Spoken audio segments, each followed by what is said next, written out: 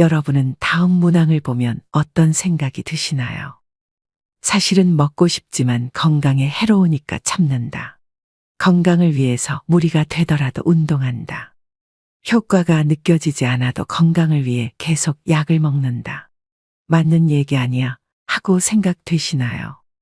어찌 보면 건강에 안 좋은 건 피하고 건강에 이로운 것을 꾸준히 하는 게 당연하다는 생각이 드는데요. 그런데 나이가 들수록 이게 사실이 아닐 수도 있다는 겁니다. 우리의 일반 상식과는 정말 많은 부분이 다른 이 얘기를 오늘 해보겠습니다. 젊은 시절은 변함이 없는데 노후만 길어졌습니다. 물론 100세 시대라고 해서 누구나 100세까지 살지는 않습니다. 현재 우리나라의 노인 평균 수명은 80세 초반에서 중반을 웃돌고 있는데 문제는 80세가 넘어가면서부터 급격한 변화가 몰려온다는 것입니다. 80세부터는 잦은 컨디션 난조에 팔에 힘이 빠져 물건조차 들지 못하며 심지어 리모컨조차 어디에 두었는지 기억나지 않습니다.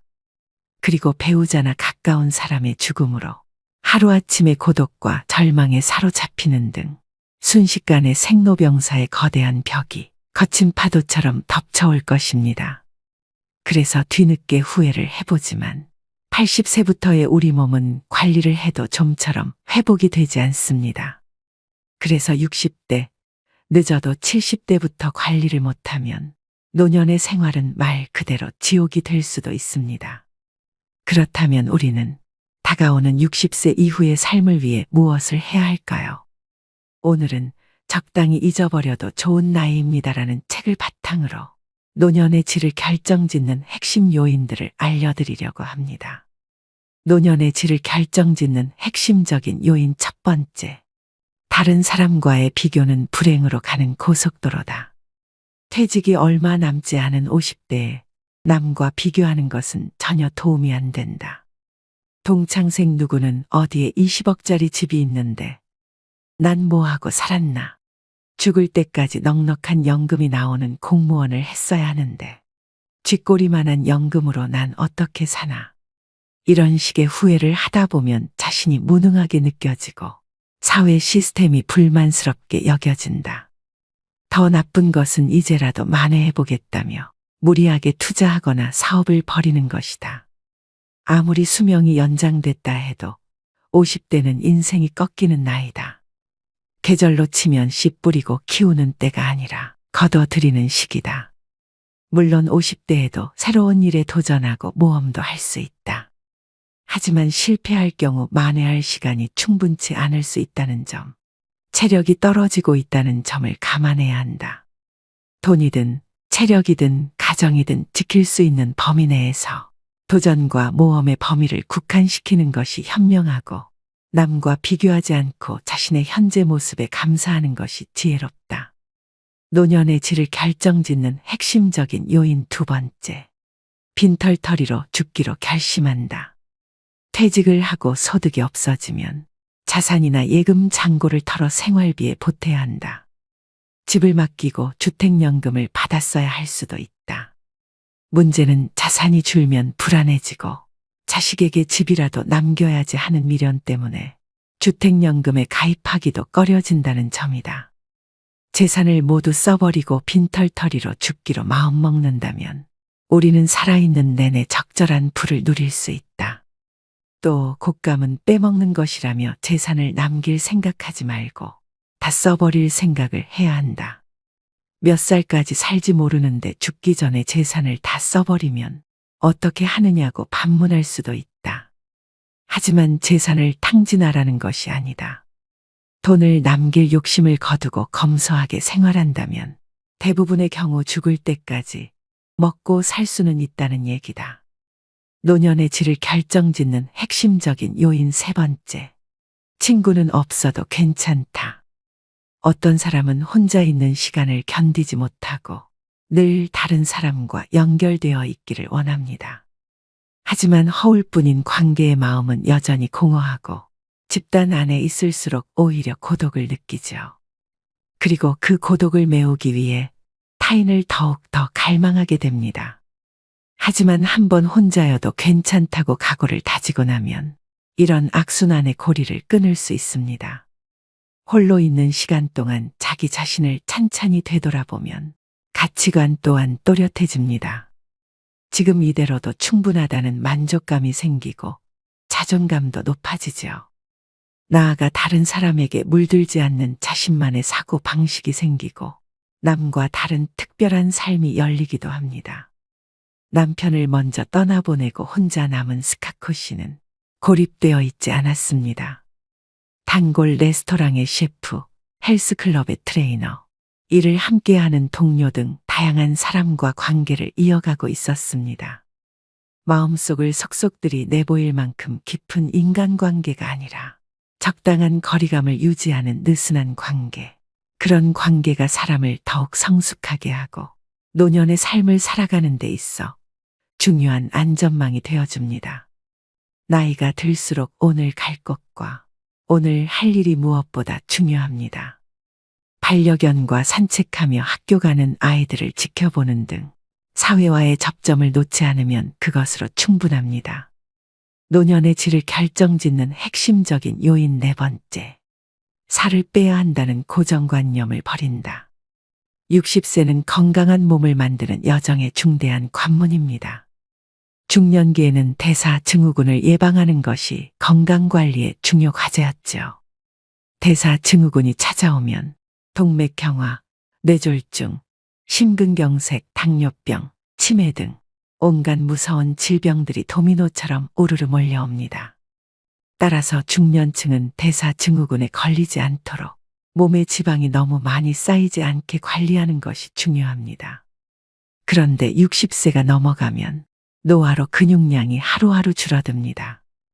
입이 짧아지는 경우도 있는데 그런 사람은 전체적으로 영양이 부족해지기도 하고 살이 빠져서 좋다고 태평하게 생각하다가는 70에서 80대의 근감소증에 걸리거나 전신의 기능이 저하되어 거동이 불편해지는 노쇠의 상태에 빠지기도 합니다.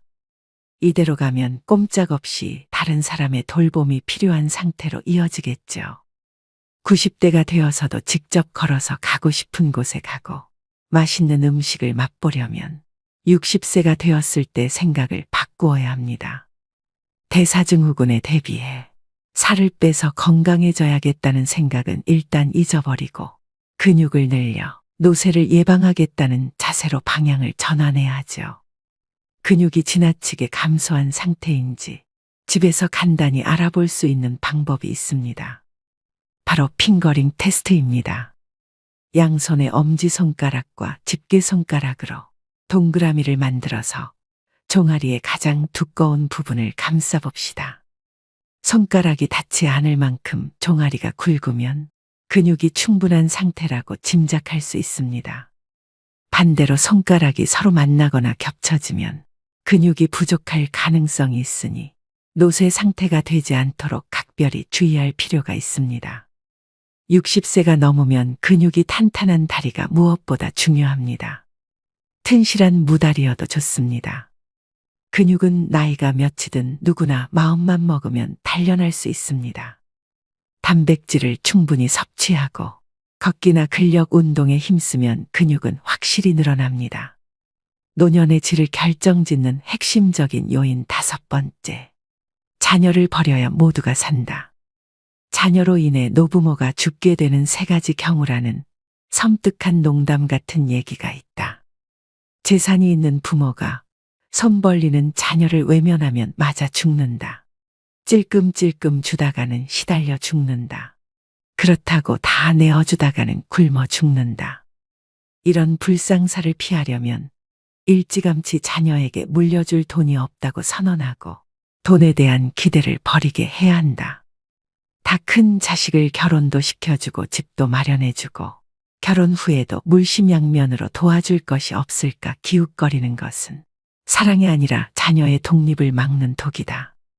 이렇게 자녀를 독립시키지 못하고 끼고 돌다 훗날 돈 떨어지고 건강 잃었을 때 자식이 부모를 부양하는 것을 부담스러워하면 배신감을 느낀다. 부모는 자녀가 사랑스러워 이것저것 다 해줬지만 결국 돈 잃어 건강 잃어 자식과 관계까지 나빠져 자식 일어가 된다. 이를 피하려면 자녀에게 대학 졸업할 때까지만 또는 결혼할 때까지만 부양해주겠다고 부양 시한을 정하라. 그리고 가능한 자산은 연금으로 바꾸는 것이 좋다. 달마다 생활에 필요한 돈이 나오면 마지막까지 버틸 수 있다. 자녀가 어렵더라도 큰 돈을 줘버리고 빈곤선에서 허덕이는 것보다 다달이 나오는 연금을 모아 생활비라도 보태주는 것이 더 낫다. 노년의 질을 결정짓는 핵심적인 요인 6번째. 운동보다 바른 자세가 먼저다. 하루하루 어떤 생활 습관을 가지고 살아가느냐에 따라 자기도 모르는 사이 등이 굽어 새우등이 되거나 무릎이 휘고 허리가 구부러지기도 합니다. 건강해지려고 열심히 걷기 운동을 하는 사람도 정작 자세가 좋지 않으면 무릎과 허리에 부담이 가거나 관절의 가동 범위가 오히려 좁아질 수도 있죠. 그러므로 본인의 평소 자세를 가끔씩 체크해줘야 합니다. 올바른 자세는 옆에서 보았을 때 허리뼈와 목뼈가 완만한 S자를 그립니다. 전신이 보이는 거울 앞에 서서 몸의 정면과 측면에서 본인의 자세를 가만히 살펴봅시다. 벽에 등을 대고 똑바로 서보는 것도 좋은 방법이고요.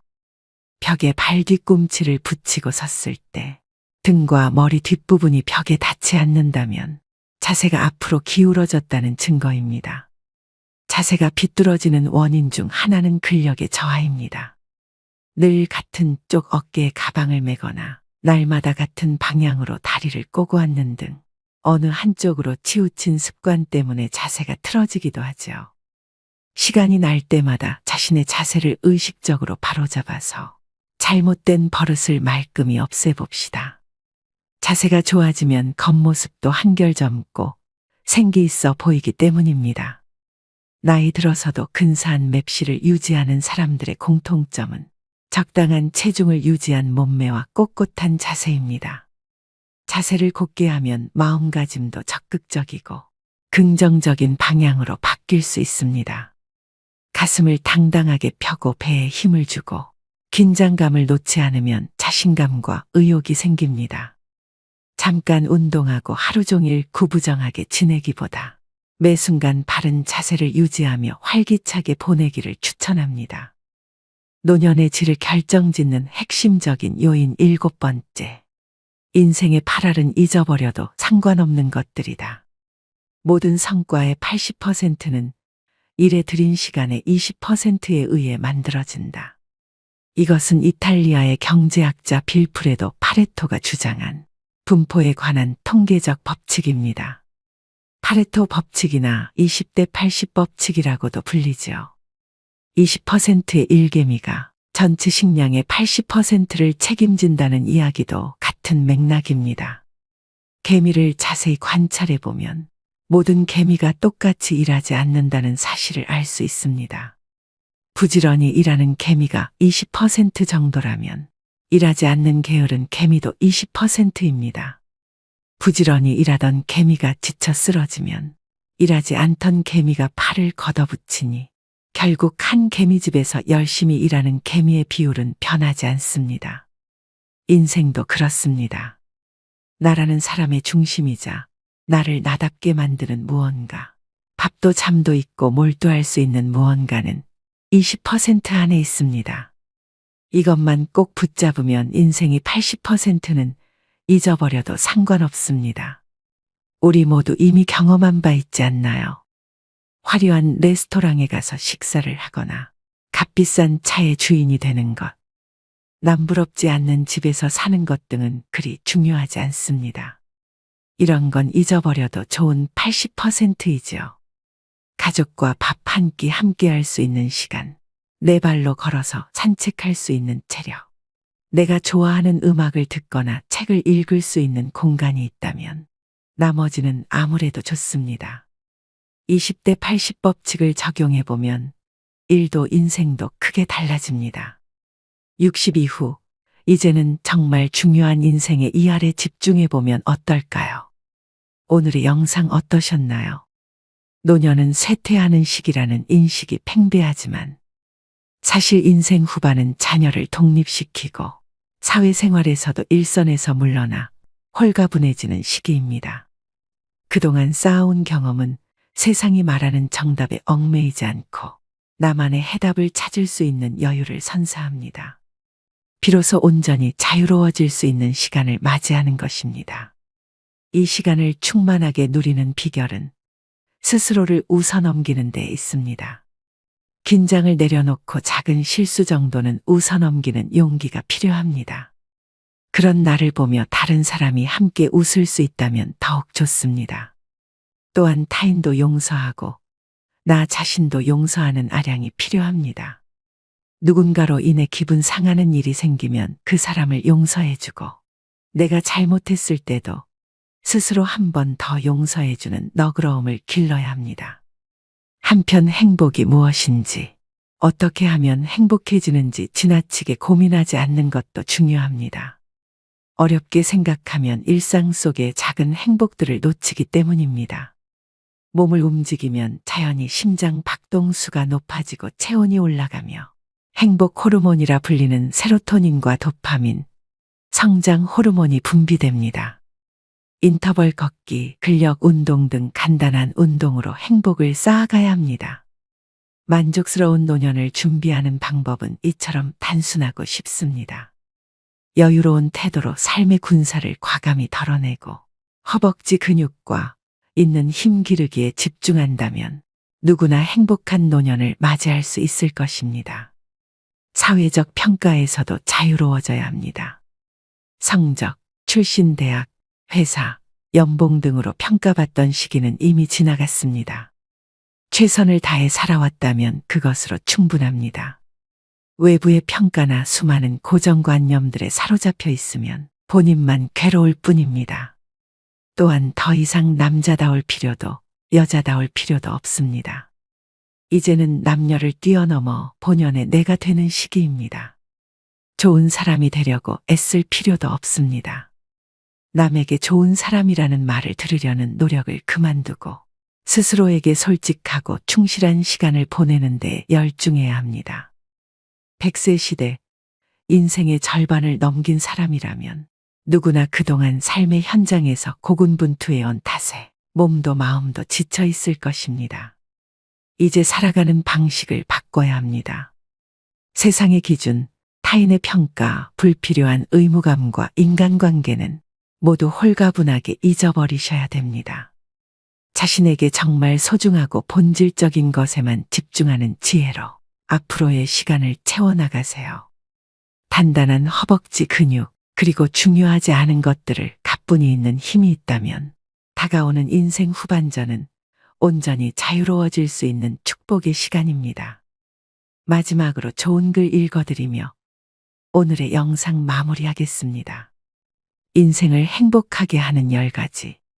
첫 번째, 상쾌한 기분으로 깨어나라. 아이러니하게도 깨어있을 때 행복하려면 잠자리에서 충분한 시간을 보내야 한다는 것을 명심해야 한다. 반드시 충분한 수면을 취하라. 두 번째, 사랑을 찾아라. 당신을 사랑하는 누군가를 곁에 두면 행복감을 되찾을 수 있다. 세 번째, 건강을 유지하라. 인체, 특히 두뇌는 신체적으로 건강할 때 제 기능을 가장 잘 발휘한다. 그저 왕성하게 활동하고 가장 마음에 드는 방법으로 운동하라. 네 번째, 목표를 가져라. 가장 기본적인 목표라도 일단 세우고 나면 그것을 달성하는 데 전념할 수 있을 것이다. 여러 작은 목표를 세우고 각각의 목표 달성에 힘쓰라. 다섯 번째, 보금자리를 꾸며라. 둥지는 안전하고 따뜻하고 보호를 받는다고 느낄 수 있는 곳이다. 집, 침실, 심지어 화장실이라도 긴장을 풀 수 있는 장소를 마련하라. 여섯 번째, 자신의 페이스를 지켜라. 때때로 지나치게 많은 일을 떠맡기 쉽다. 게으름을 옹호하는 것은 아니지만 너무 많은 부담을 지는 일은 가급적 피해야 한다. 일곱 번째, 대접할 계획을 세워라. 어떤 특정한 일을 달성할 때마다 보상으로 자신에게 한턱 내라. 스스로 자신에게 대접하는 법을 익혀서 당장 시작하도록 하라. 8번째, 선물을 주어라. 다른 사람들을 행복하게 하는 것은 자신이 행복해지는 가장 좋은 방법 중 하나이다. 아낌없이 주는 친구가 되면 이자까지 돌아오게 된다. 9번째, 관대해져라. 다른 사람들의 걱정거리에 동정을 표하되 그들을 극진히 사랑하는 것이 아니라면 그들의 슬픔에 물들지 않도록 노력하라. 10번째, 놀아라. 우리는 아이기를 멈추는 순간 노는 것을 잊어버린다. 특히 배우자와의 놀이는 어떤 골칫거리도 있게 하고 웃게 만들어준다. 세상의 참된 주인공은 당신입니다. 세상이 아무리 험악할지라도 진정 사랑을 거부하는 사람은 없습니다. 누구든 정말 자신을 사랑하는 사람이 있다는 것을 알면 그는 희망을 갖게 됩니다. 그리고 자신을 둘러싼 문제가 무엇이든 간에 이겨낼 힘을 얻습니다. 세상 모든 사람에게 필요한 것은 사랑입니다. 어려움을 만난 사람에게는 더욱 더 사랑이 필요하지요. 사람마다 자기가 좋아하는 유형이 있습니다. 키가 큰 사람, 말을 재미있게 하는 사람, 잘생긴 사람, 귀여운 사람, 터프한 사람, 돈 잘 쓰는 사람, 날씬한 사람, 통통한 사람 등 다양합니다. 그런데 이 다양한 사람들의 다양한 취향에도 불구하고 모든 사람들이 공통적으로 희망하는 유형이 있습니다. 마음이 넓은 사람과 사랑할 줄 아는 사람입니다. 대부분의 사람들은 좁고 작은 마음을 가지고 있습니다.